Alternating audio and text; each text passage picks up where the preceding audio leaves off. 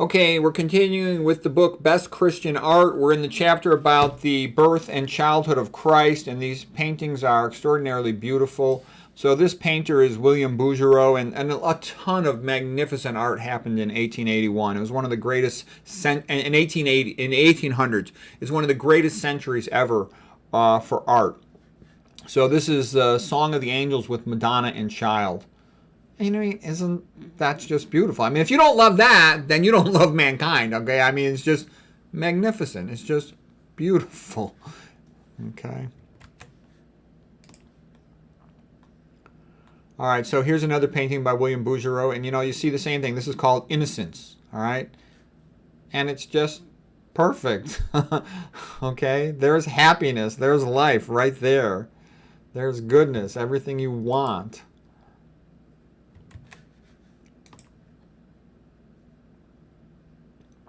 Okay, here's another picture of Madonna, and I like this Madonna. She looks a little tired. She's been up all night taking care of the baby. This one's called Madonna with the Lilies and the Angels by Sandro Botticelli from 1478. So yeah, there was some great art in the 1400s. Botticelli and Rogier van der Weyden are the two best ones.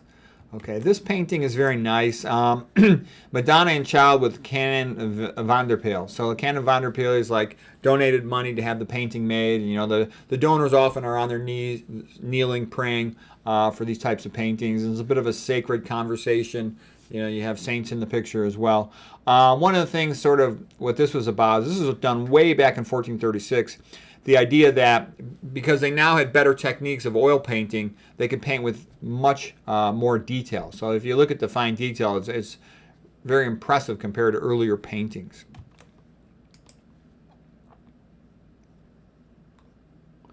Okay, here is the Virgin Mary Guadalupe. It's an unknown painter around 1700. And, Hispanic people are really religious. The Mexicans, the Puerto Ricans. My mom, by modern standards, she'd be like a religious fanatic. She's the nicest person I ever met in my whole life, the best person I ever met in my whole life. Wherever my mom was, people were laughing and joking and happy. So anyways, this is great. And, it enriches their lives, okay? Again, Christianity, it's the friend of the little guy. Power people want atheism so they can be, so-called gods on earth. All right. Here is the Holy Family, Doni Tondo, the round painting, portrait painting by Michelangelo. And you can see Michelangelo's painting. He often doesn't have much in the way of a landscape in the background. His color is better than it usually is, but he often doesn't care that much about color either. But he's still, he's magnificent at drawing. So it's a nice painting. A little bit, he's often interested in the complex positioning of the figures rather than the emotional component of it. I just like that one because it's relatively unique. Okay. This right here, actually, let me get it a little bit better position here.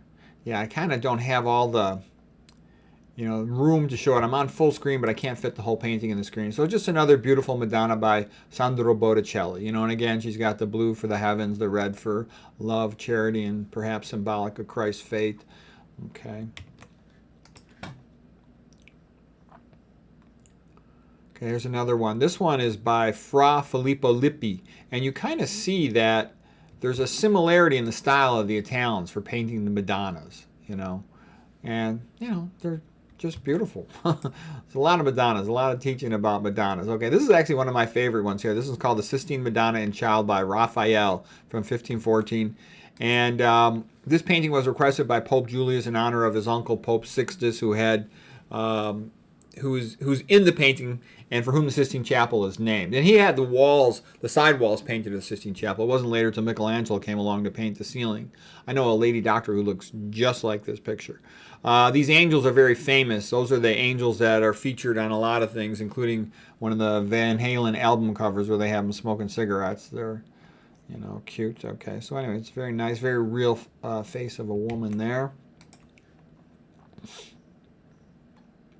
And here's Pope Julius, and I love Pope Julius because, like I said, people criticize the Catholic Church, and Martin Luther criticized the Catholic Church. Oh, they're corrupt, they waste too much money. You know what? Look what the guy did. He got on a horse and he fought against the French, the Spanish invading, and the other papal states, the other city-states in Italy trying to take over the papal states. Okay, what more could you ask a guy to do than that? Number one. Number two, he recommissioned to improve St. Peter's Basilica, one of the greatest church cathedrals in the whole world. The beautiful Vatican looks like hands out there with all the beautiful statues later came along from Bernini, sort of the Michelangelo sculptor of the 1600s. He commissioned Raphael to paint the Stanza Signatura, made the School of Athens, one of the best paintings of all time. The Sistine Chapel by Michelangelo. What more could a guy do? Okay, they paid for all these scholars to study literature, arts, and the old Greek and Latin books, and keep all that knowledge of Western civilization alive. And that's exactly what the church should be doing. And people will criticize him, because he had kids and maybe he had syphilis. I don't know for sure about the syphilis or not. But good, it's normal for guys to like women. Okay, we like women. We can't help it. We just do. And there's the vast majority of guys like women, okay? And you know what? That motivates us and inspires us. If you allow guys who like women to be priests and cardinals and all this other stuff and popes, you'll have much better quality of men to compete, okay? You'll have a much bigger talent pool to draw from. Other things about Pope Julius. The reason he had a beard was he said he was going to keep his beard on until France had been fully removed from Italy. Okay, and the Pope in the Vatican had real threats. I mean, look at 1527 when Frederick V sacked Rome. The Holy Roman Emperor. Okay, not good. It's actually Charles V. Okay, so yeah, I like Pope Julius, and the movie of him with Michelangelo, The Agony and the Ecstasy. It's a great movie. It's one of the all-time great movies.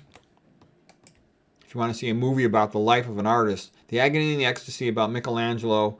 And Pope Julius, and Raphael's in it too, is awesome. The other great movie about artistic genius, I would say, is Amadeus. Those are the two best ones. Okay, here's the Pope asking Michelangelo, let me shrink myself here, asking Michelangelo here and Bramante, and there's Raphael, to design St. Peter's Basilica. Raphael helped out with it too. Michelangelo especially did the dome. Bramante did a lot of the rest of it. So that's big stuff. That's exactly what you would hope a pope was doing. Okay, I do comment in this place and elsewhere, the psychology of Christianity is better than the psychology of psychology. Modern psychology funnels people into divorce and sends them down the path of psych meds that don't work. Christianity gives people real role models, the saints, Mary, Jesus Christu. Okay. William Durant said, the Pope Julius helped design the greatest art museum in the world. He transferred the Renaissance from Florence to Rome. Yep. Pretty impressive. And that's a relatively unique thing about Christianity and Western civilization. It loves painting, okay? All this stuff about all cultures are equal is total BS. What other cultures produce all this beautiful painting and all this beautiful sculpture? None of them. None of them even produces 5% of it. Okay, so what I'm saying is the Christian metaphysics, man is created in the image of God, therefore he too can be a creator. And it's a glory to God to create beautiful things. That generates beautiful art. And you can recognize a lot of these statues. There's the Laocoon statue, which I think Michelangelo made, even though he said he discovered it from the Greeks, of Laocoon, who was the sort of prophet in Troy who said, don't take that horse in, the Trojan horse, and they didn't listen to him. And Minerva, Athena, sent snakes to envelop him. There's Hercules statue right there. There's the Dying Gaul statue. The Belvedere Apollo is back in there, and you got all these magnificent paintings, the Colosseum of Rome, the Pantheon. It's awesome stuff. Okay? And people, you should cherish Western civilization and teach it to your young and stand up for it. Otherwise, they'll topple all these statues, destroy these buildings, and you'll be just stuck in modern third world slavery. Okay? And I'm proud of the fact that Christianity, it's the best at anything to do with art. There's no other culture, religion, or anything that's even in the ballpark for architecture, science, and most things. And people should be proud of that, okay? Everyone's happy to talk about the problems with Christianity, but let's talk about the good things too. Okay?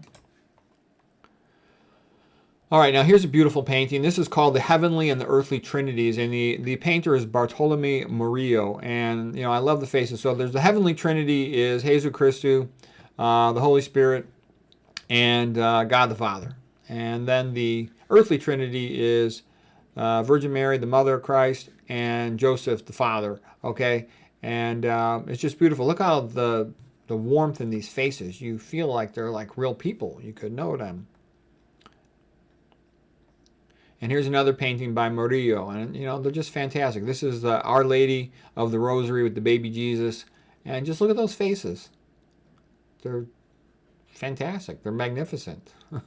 Okay, these are pinnacles of art. Okay, and he's somebody most people never even heard of him. Bartolome Murillo, Spanish painter. Okay, now here's a little bit of a crazy painting. Oh, this is a very sad painting. This is from King Herod. This is the massacre of the innocents. He heard the prophecy that the Messiah was born, so he slew all the babies of that age. And that's how sick King Herod was. That's what you get with paganism. That's what you get with that type of metaphysical values. Okay, here's a painting called Christ in the House of His Parents. This is by John Everett Millais. And that was part of, Christ's flight into Egypt there for that last painting, Massacre of the Innocents. Okay, so Everett Millais was part of the school of the Pre-Raphaelite Brotherhood.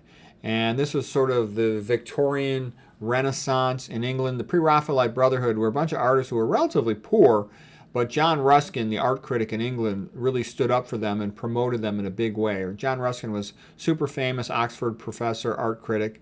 And he said, the Pre-Raphaelite Brotherhood is great. What they meant by Pre-Raphaelite Brotherhood was that they were trying to go back to the mentality of art before Raphael. They thought that Raphael had trended a little bit into too much beauty and not enough emotional love, if you will, of Christianity.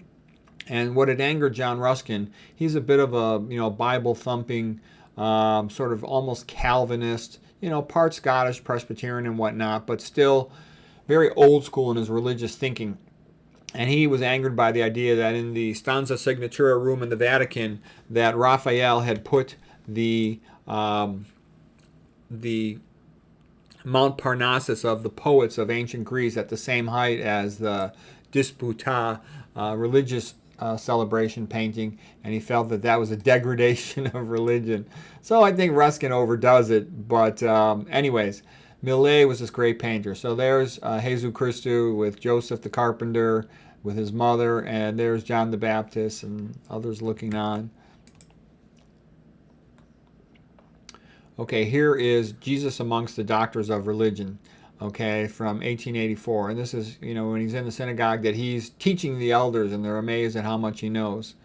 Okay, all right, so that's, you can look it up there, the passage from Luke if you care to. Okay. Here's a painting of John Ruskin. And Ruskin, he's a genius. He's kind of sad and pathetic in some other ways, but they always are. If you wanted somebody who's totally normal, if you want a genius who's totally normal, you won't have any geniuses. Okay, a lot of times they got a problem in their life and they're overcompensating for it. So, I love Ruskin, even though I know exactly, I read a whole bunch of books about him. I know how sad and pathetic he is. I still love the guy. He did so many good things. And he didn't have to. He was a millionaire in those days. He could have done whatever he wanted, and he chose to do a bunch of things to help society. Okay, here's some quotes of Ruskin. And by the way, he loved the painting called The Triumph of Death by Francesco Trani and Orcagna in 1339 because of its devotion to God and its love of God. And he felt, like I said, the modern art was trending in the direction of becoming corrupted for beauty and technique, whereas it was moving away from God.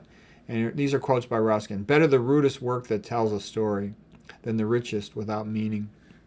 Music, when healthy, is the teacher of perfect order, and when depraved, is the teacher of perfect disorder. He also said, all music is either instruction or infection.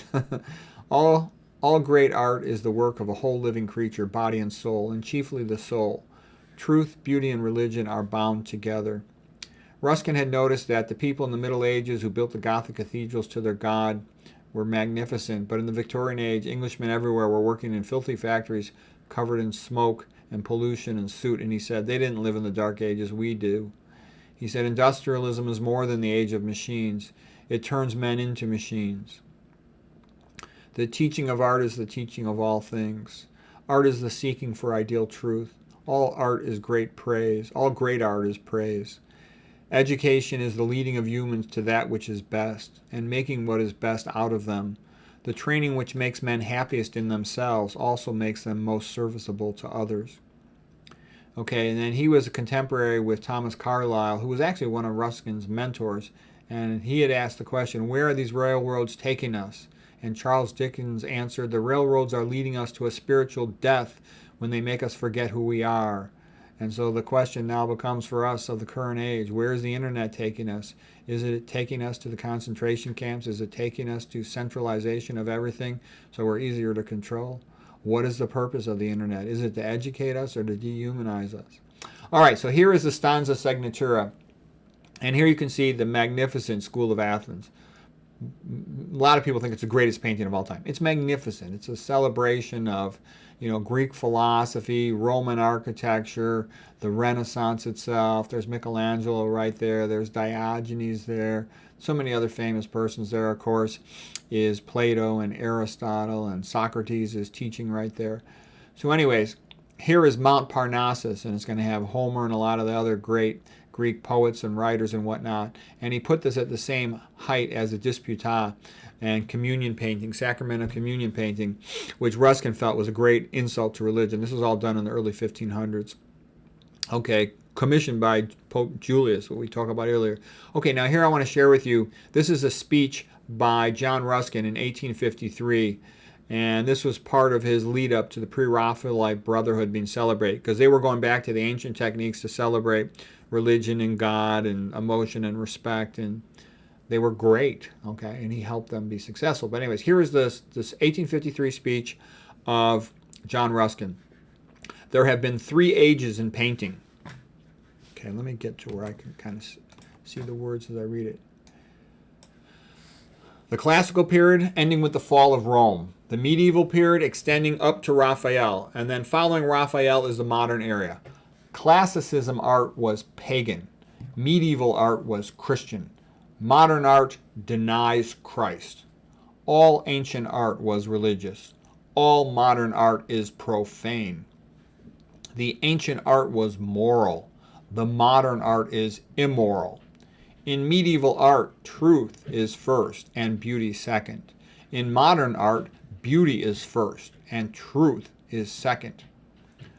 All ancient and medieval art was religious. All modern art is profane. This distinction is as firm as light and darkness. He who offers God a second place offers him no place.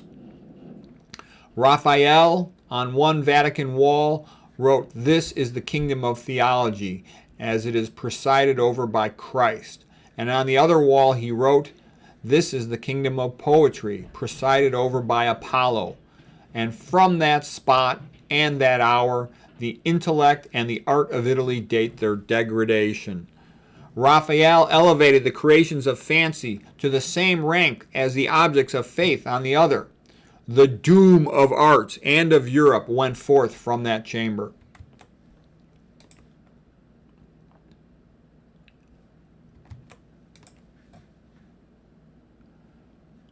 The medieval principles led up to Raphael. The modern principles lead down from him. And just as classical art was great in building to its gods, and medieval art was great in building to its God, modern art is not great because it builds to no God. Okay, what an awesome speech. Talk about binary opposition there. It's fantastic. Antithesis, it's awesome. I think that's the greatest speech ever in the history of art. And of course he exaggerated, but he has a good point. Okay, well anyways, that concludes chapter 5 on the birth and the childhood of Christ. For the next one, we'll talk about the ministry years of Christ. Hope that was interesting.